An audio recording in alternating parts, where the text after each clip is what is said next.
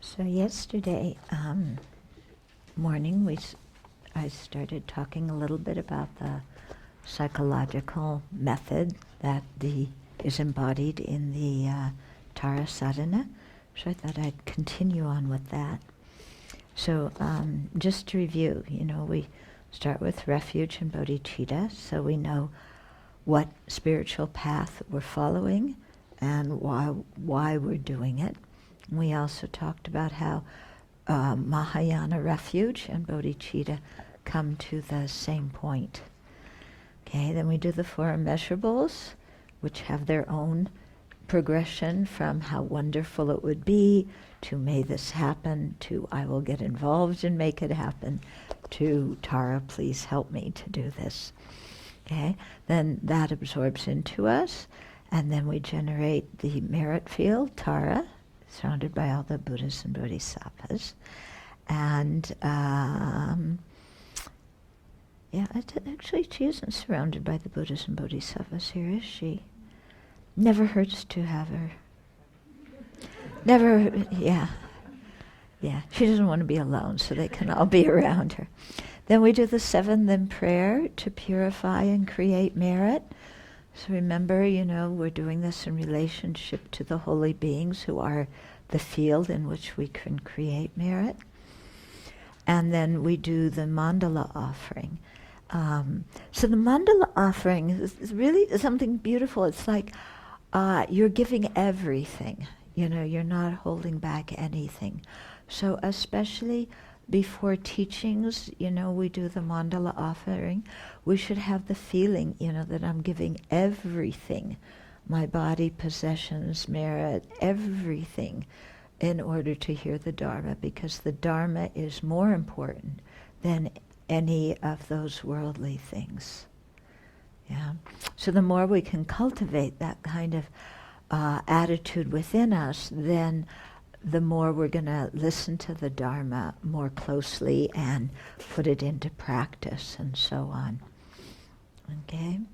And similarly, at the end of teachings, when we do the mandala offering, there we're doing it as a way of saying thank you. So again, giving the world and everything in it, because that's more valuable than anything else. And giving it as a way of saying thank you. And then the 21 praises, or the praises to the 21 Taras. Now, you might be interested because, a lot of the praises there, you kind of, she, trumps on evildoers, and she's doing things with spirits and ghosts, and, palm or foot stamps the earth, and it's like, what's going on? I thought Tara was peaceful and just sitting there radiating green light, and who's she hanging out with anyway? With all these demons are bowing their heads to her, and okay. So we need to understand that a lot of this is just symbolic, okay? But it does symbolize that all these kinds of worldly beings, which, in ancient times and, in many cultures now, people really believe. I mean, there's all these sets of other beings that we don't see, but they're part of the universe, that, they relate to Tara, they respect Tara, they pay homage to her, the great Hindu gods, in the same way that they requested Buddha to teach, then they, bow their heads to Tara. And that's actually a skillful way, that Buddhism has of you had all these Hindu gods first, and then Buddha taught. So Buddhism just kind of incorporated the Hindu gods into their whole worldview. But the Hindu gods were like bowing to the Buddha and requesting the Buddha to teach. So, they didn't negate the Hindu gods and say, oh, you people are believing in rubbish, but, took them into the Buddhist worldview, but they were, these great gods, bowing to the Buddha, requesting the Buddha to teach, requesting Tara to teach, and so on. So it was a very wise cultural way of bringing things in. Yeah. If you look at Christianity, when it's gone to other cultures, it just tells the people what you believe in is nonsense, it's rotten, it's heretical, stop it. Yeah. Whereas Buddhism goes into different cultures and says, oh, that's fine, and we'll just integrate it in what we believe, but it's kind of a lower status of what we're teaching. So different ways that cultures deal with things. Okay? And then all these other living beings, some of us may believe in them, some of us may not. It doesn't really matter for those who believe in them. We can take it literally. For those of us who don't believe them, we can take it symbolically, because either way it works. Yeah, if you take it symbolically, well, we should take it symbolically too, no matter whether we take it literally or not. And think of Tara overcoming anger and ignorance and all these other kinds of mental afflictions. Yeah, not necessarily because she stamps her feet. Yeah, but the stamping the feet kind of indicates giving teachings, and then us in our practice kind of mentally stamping our feet and saying, "I'm done with this. I'm finished with samsara. I've had it." Yeah, you know how when your parents got really mad when you were young, they would stamp their feet and say, "I've had it." Remember that? So this is the same thing. It's like we think of samsara, how we've been tormented by our afflictions, and we just stamp our feet and say, "Basta finito, I've had it. I want out of samsara." Okay? So you can see it like that, It's not like Tara's having a temper tantrum and stamping her feet. Okay? But it's symbolic of, our internal attitude of, Okay. So we do the 21 praises. Then there's the condensed praise, which when we don't have time to do all 21, then we can do the condensed. And the condensed praise is actually an homage to the mantra, the 10-syllable mantra. Okay, because we have Om, because the Om Tare Tutare Tore Soha, so Om representing the Buddha's body, speech, and mind. Okay, and then homage to the glorious one who frees with Tare, so Om Tare, so Tara frees us from cyclic existence. Yeah, she frees us from cyclic existence. She frees us from, the afflictive obscurations, the cognitive obscurations. Om Tare, Tu Tare.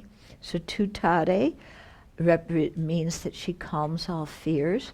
So especially when the fears, dangers, it's just different translations. So the fears she's calming are the 8 dangers, which we'll get into in a minute.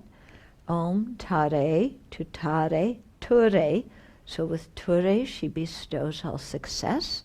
So clearing away all the obstacles. Yeah. And then all of our virtuous activities can be success. And then Soha, it means kind of like Amen, may this come about. Okay, so it's That's Tutara here and Tutare in the mantra. Pardon, Om Tare. No, Tutara with an A at the end. No, but in the condensed praise, it's Tutare. I'm talking about the condensed praise. Well, I'm looking in the red book, I guess. Oh, okay. It could be, yeah, there's another one where it talks, what verse is it? 20? Yeah, that one's, 20's uttering Hara twice and Tutara. That's Om Namo Tare Namo Hare Hung Hare Soha. That's one of the wrathful mantras in 20. Okay, Om Namo Tare Namo, no, Om Namo Tare Namo Hare Hung Hare Soha. I think that's it. Yeah, But anyway, but it could be because also Sanskrit, the last letter is, that's how they indicate cases, by changing the last letter in the word. So it could be hara, end in an A in some situations, and then end in an E in others. Like when we do Namo Guruvaya, Namo Buddhaya, Namo Dharmaya, it should be Nama Sangaya. Somehow it has to do with Sanskrit grammar. Okay, then so the condensed praise is optional in case you don't have time to do the 21. And then the request for protection from the 8 dangers. So that's also optional, but it's really good. I mean, those verses really make you think. At least they make me think. Yeah, and they really speak about, I find the analogies in them very provocative and very, whammo. They really help me to see the way that particular affliction functions very clearly. Yeah. And so I find this quite an effective, prayer to do some Lam Rim meditation. Okay, so the mountains of wrong views of selfhood, Okay, puffed up, holding itself superior, claws others with contempt, the lion of arrogance. Oh, that's arrogance, isn't it? Yeah. I prefer to use arrogance rather than pride, because in English, pride could be like, I'm so proud of you, which is something good, or somebody takes pride in their accomplishments, meaning they rejoice in their accomplishments. So pride has kind of a double meaning. I think arrogance, we have just quite a negative meaning for it. Okay. And then untamed by the sharp hooks of mindfulness and introspective alertness, dulled by the maddening liquor of sensual pleasures. It enters wrong paths and shows its harmful tusks. Yeah, this elephant going down all the wrong roads, drunken. And they say mad elephants are like, get out of the way. They're totally crazy. So that's what ignorance is like. There's some kind of crazy mad elephant. They still have mad elephants sometimes in South India. And some of the villagers say it's like horrible because they just go stomping here and completely dangerous, Okay, driven by the winds of inappropriate attention, billowing swirling smoke clouds of misconduct, it has the power to burn down forests of goodness. Yeah, the fire of anger. What else? Yeah, destroys everything that's good. Lurking in the dark pit of ignorance, unable to bear the wealth and excellence of others, it swiftly injects them with its cruel poison. Yeah, the snake of jealousy. That's what jealousy's like, isn't it? Like poisons everything. Roaming the fearful wild of inferior practice and the barren wastes of absolutism and nihilism. You're stranded in the middle of the Mojave Desert or some desert. Nothing's around. They sack the towns and hermitages of benefit and bliss. It sounds like ISIS, doesn't it? Yeah. And look what it is, the thieves of wrong views. This is it. Thieves of wrong views. Horrible what it does. Yeah, binding embodied beings in the unbearable prison of cyclic existence with no freedom. It locks them in cravings, tight embrace. Yeah, the chains of miserliness. You can't move. The miserly mind won't let us move. It's true, isn't it? sweeping us in the torrent of cyclical existence so hard to cross. We're conditioned by the propelling winds of the karma. We're tossed in the waves of birth, aging, sickness, and death. Yeah, the flood of attachment. Yeah? Yeah, like the hurricane, what's happening on the East Coast. The floods, the hurricane of attachment. It should be hurricane of attachment. Yeah? That's much better than floods. Yeah?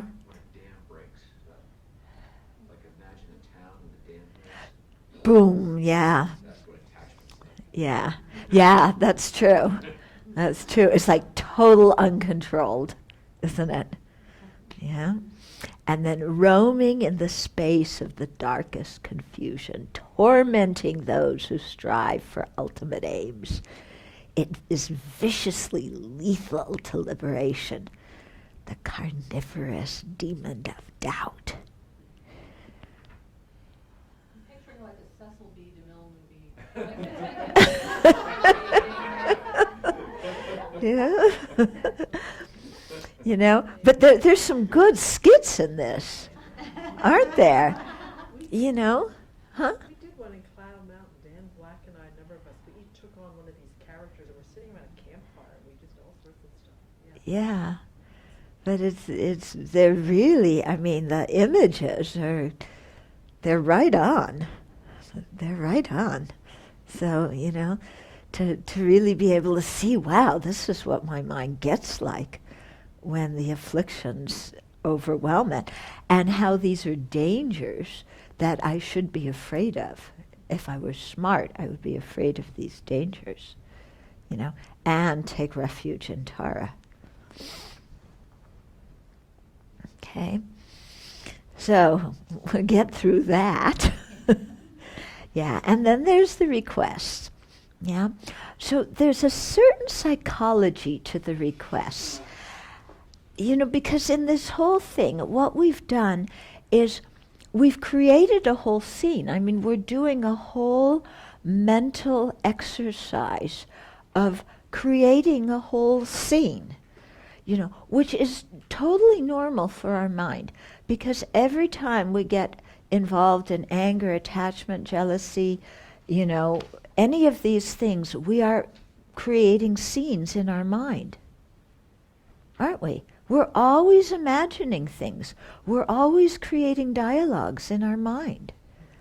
Yeah, attachment arises, and your body may be here, but your mind is somewhere else with this wonderful person in this beautiful space eating fantastic food, and you're nowhere here. But you're creating this whole scene in your mind and living it, and I say, and he says, and I say, and then this, and then that, And meanwhile, you're just sitting here in the meditation hall. Nothing's going on. Okay, but the mind's dreaming this whole scene. So, our mind has this ability to fantasize. Most of what we fantasize about is rubbish.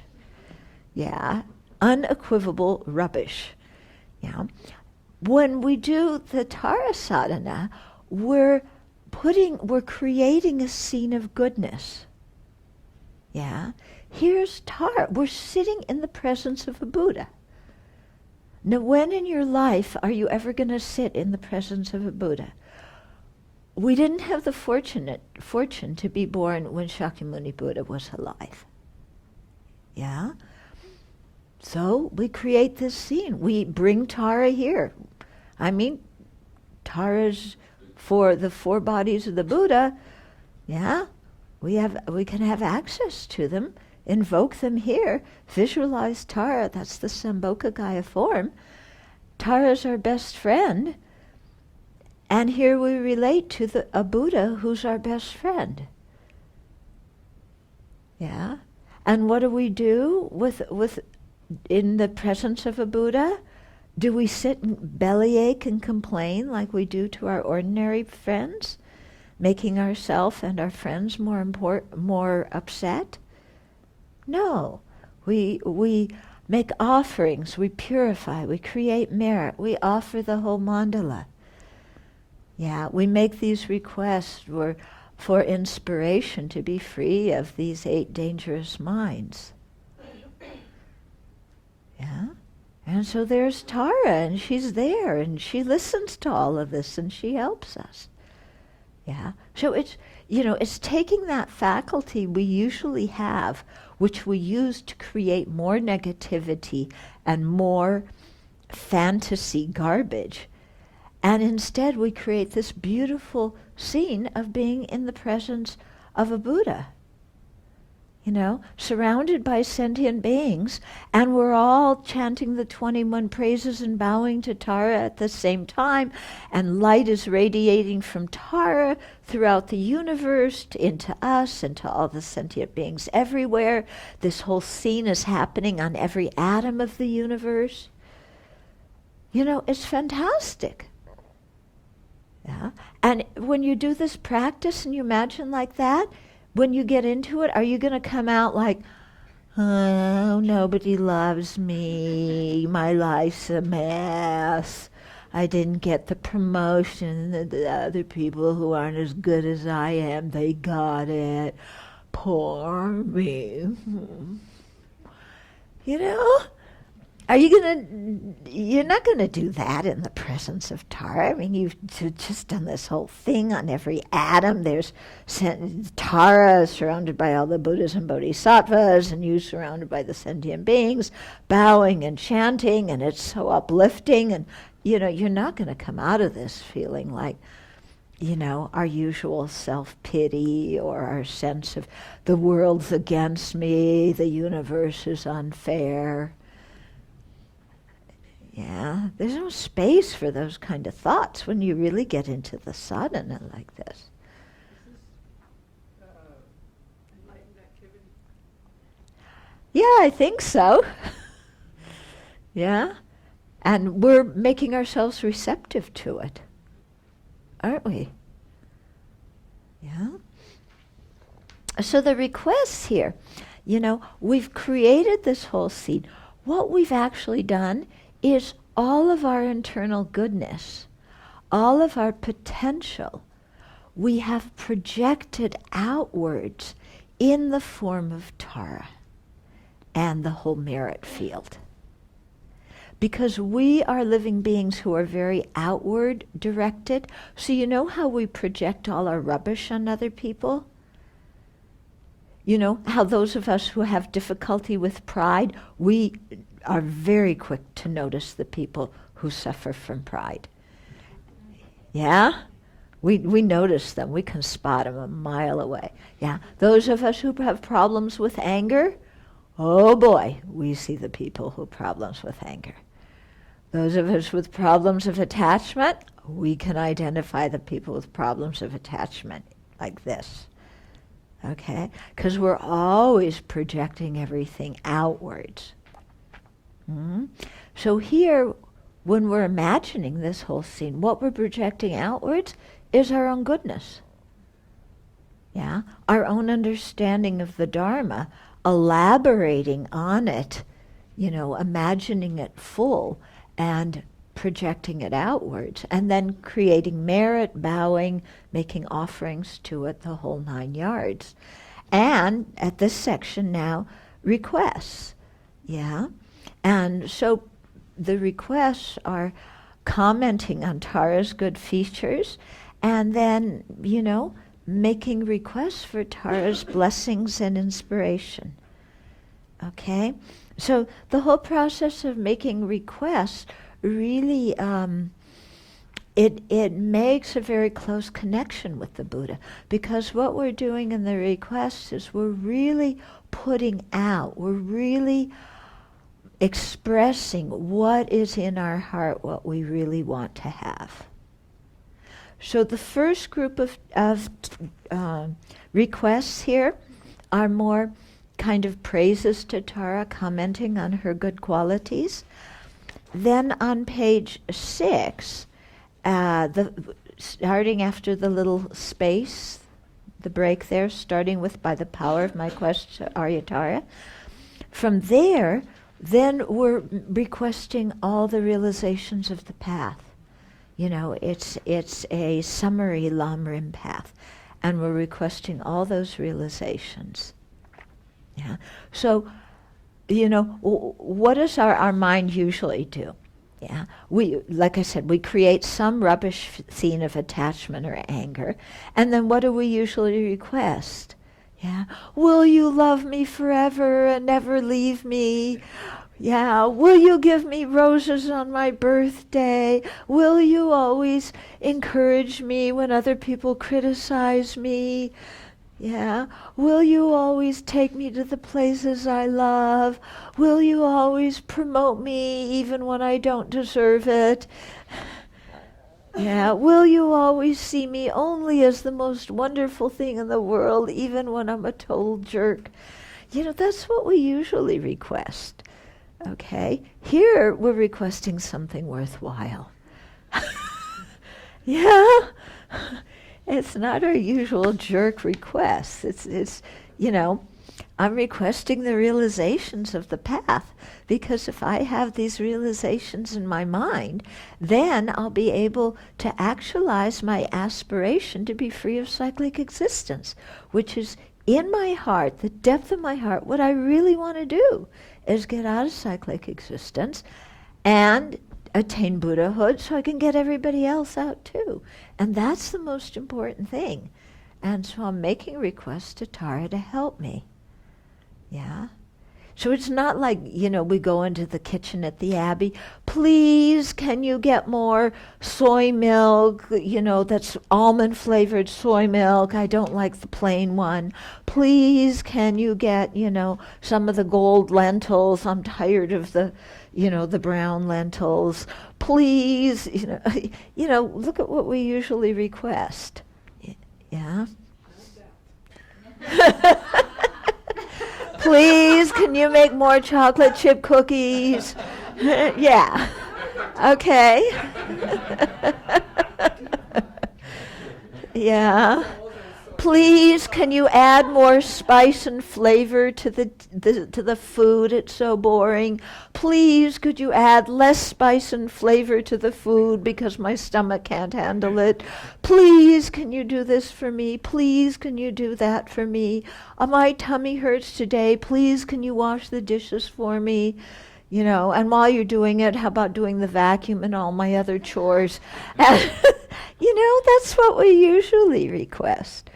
So here, you know, we've forgotten about that. We're requesting something really meaningful and valuable. Yeah. It's not like me. I always walk in, Venerable Jigme, please, can you help with my computer? Yeah.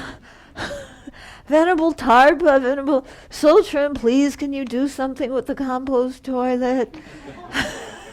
Yeah, please, Venerable Samten, can you write this email for me? Please, Venerable Jampa, you know, do something with the cat.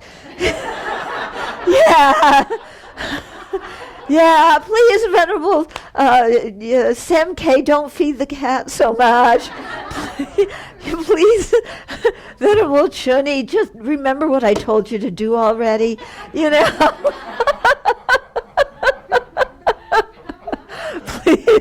Please, Venerable, now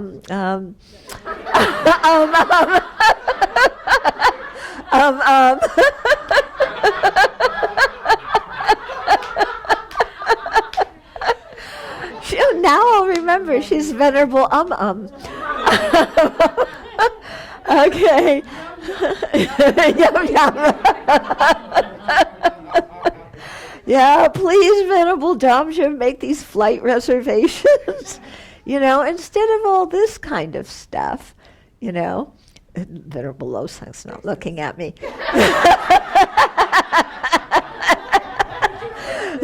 Please, yeah, Venerable Losang, would you fix this?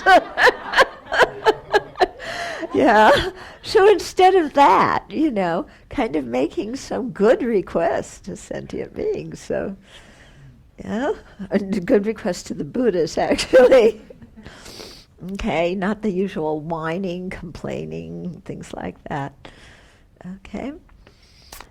Okay, then Okay, so we've done all of this, made the requests, made the offerings, created the causes, to receive Tara's blessings and inspiration. Then the part of purification and inspiration. Okay? So here, because we've done all the preceding, and we've really created this incredible link and relationship with Tara. What you're doing is building a relationship with the Buddha. Okay? And it's up to us to build the relationship with the Buddha. The Buddha's not going to come to us and go, "Oh, poor you. I notice you're a little lonely. Please, my right hand's extended. Will you hold my hand? Don't be afraid. We're going to Disneyland." Not happening here.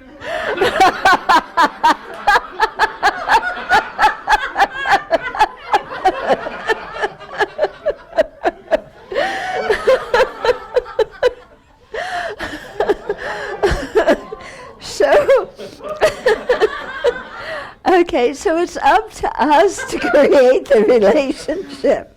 Yeah. Tara's not going to pamper us. Yeah, we have to grow up here. So, okay, so then we visualize all this radiant and blissful green light from, so at Tara's heart, Tara's up here, there's a flat moon disk. At the center is the letter Tam. And then Om Tare Tutare Tore Soha, like this, going clockwise. So that's in her heart, which is above our head, okay? So from all of that, you have all this green light that's flowing down, yeah? It can just come through her whole body into you, or you can fixate on the toe. It's up to you. Remember her big toe?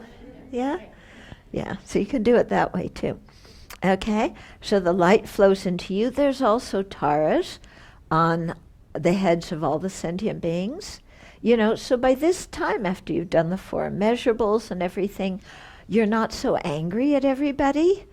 Yeah, you don't look at your childhood as a mess anymore, filled with everything people did wrong towards you and all the hatred and belligerence you've been carrying from your childhood. Because you've done the 4 immeasurables, you've relaxed from that a little bit. So there's all those people who you used to hate, and now Tara's on their head. Yeah, so all the people from the childhood, Tara's on their head. Ted Cruz. Yeah. Ben Carson, he's almost bad, isn't he? Donald Trump, I don't know, they're all... Yeah. Ben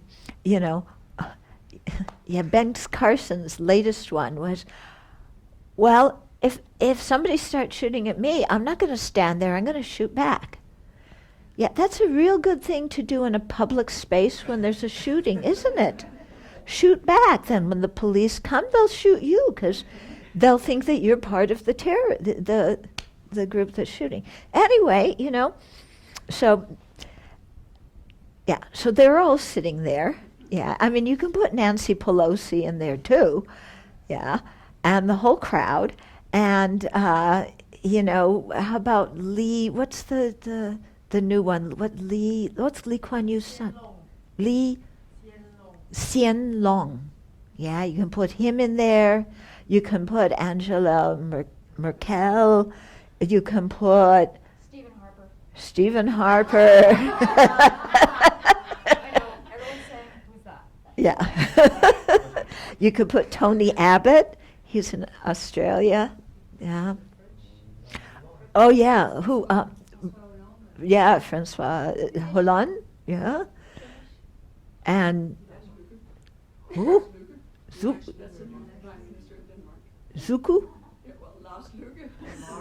Lars Lucas. Lars Luger. Lars Luger. Okay. Yeah. You can put them in. You can put your boss in. you know, everybody, you put them all in, and Tara's on top of their heads. Okay? You can even visit, you know, put all the people from ISIS. I mean, they really need it. And you put the whole Taliban also. Yeah, and then we should put Modi in there too. He's kind of going down a wrong path now. Once he got out of his suit with his name. Did you hear what he did? Modi, he's the Prime Minister of India. Yeah. So, yeah, so there's all this, the Hindus, you know, because he was from the BJP, which is a very nationalistic Hindu party, which created a lot of problems before, you know, really stirring up a lot of sectarianism. But he won because the election because he put himself as every person's person.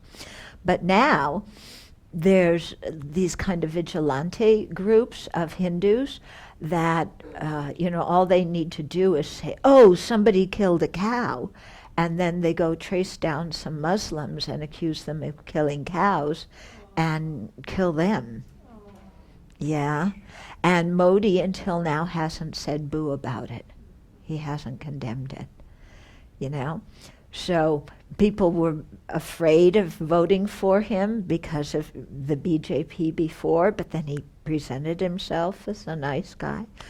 So I don't know, because in India, when the sectarian violence in India is really awful, the Indians can get really emotional. I mean, if you've ridden, I'm going on a tangent, but if you've ridden the Indian trains, if people aren't, sometimes, you know, you took somebody else's bunk or whatever, and the guy comes in, they're screaming. Yeah. So, yeah, it can get quite emotional. So you don't want this kind of stuff going on. I mean, not that our people in America are particularly unemotional and rational either, but, you know. So anyway, all these people, yeah, all of them, and, you know, all the beings of all the upper realms, the lower realms, you know, they're all sitting around you with Tara on their head. And while you say this mantra, from the Tara, the Tam, and the mantra letters at Tara's heart, all this light, this beautiful emerald green light, sparkling light, flows down into them, and it purifies all the negativities, all the past karma, all the present afflictions, all the, you know, mental confusion. Yeah, and so you focus some time on it really doing this purifying effect, and then you focus also some time on it bringing the realizations of the path. So all those verses from before where you requested realizations, now you imagine that they're all coming into you in the form of this green light. Okay? If you find it hard to chant and to visualize at the same time, you can spend some time just doing the visualization and then adding the chant on. Normally, you know, when you do it, you do both of them together, but you emphasize one more than the other. So it could be sometimes you emphasize the visualization and the mantras in the background, but it's there. Sometimes you emphasize focusing on the sound of the mantra, but the visualization's still going on, but more in the background. Yeah? So it's multitasking. You know how to do that. Yeah?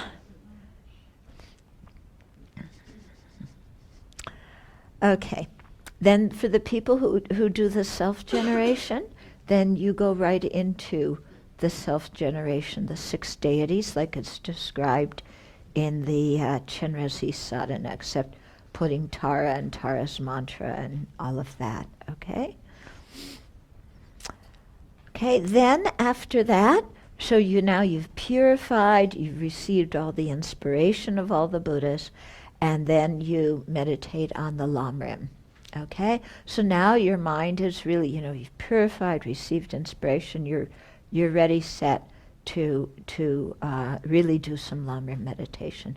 So here you do the analytic meditation, so you can follow one of the outlines, like from guided meditations and the stages of the path. Or if you're reading a particular book, make an outline based on what you're reading, where you make the outline of the points. For example, we're studying Precious Garland now on Thursday nights, so you make an outline of the major points, and then you go through them one by one in your Lamrim meditation. Okay? And then at the end, it doesn't have it written in here, but what we should do then, I'm going for the Tara above your head, is that then Tara melts into light. She absorbs into you, comes at your heart, this bubble of, burst of green light. And you think that your mind and Tara's mind become inseparable, and you feel like your body has been very very clear, very pure, that it's not kind of concrete and filled with blood and guts anymore, but, that it's very much at ease, So then there's no part of your body that's sick or ill or uncomfortable.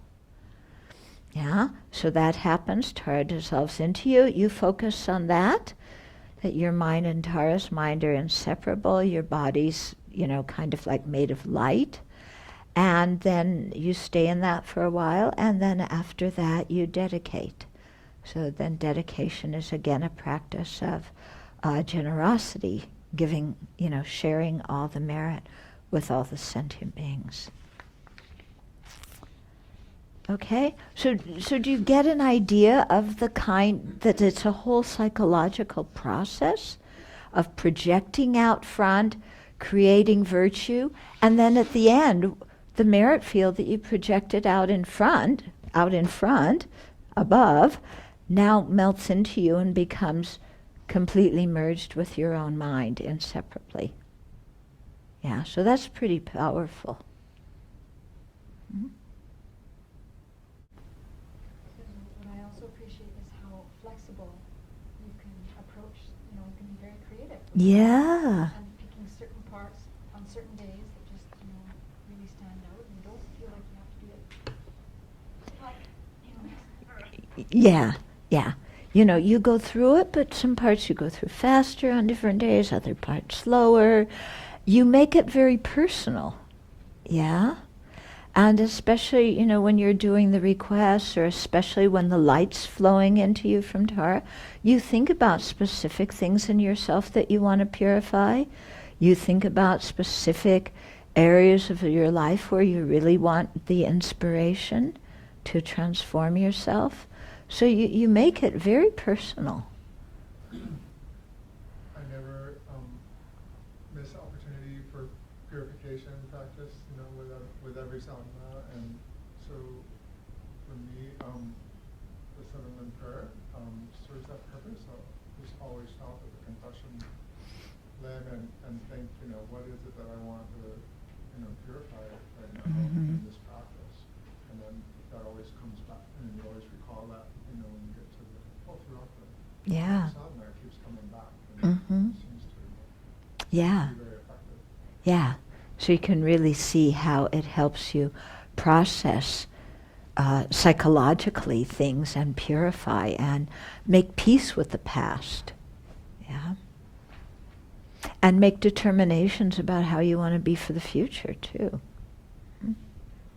Very useful.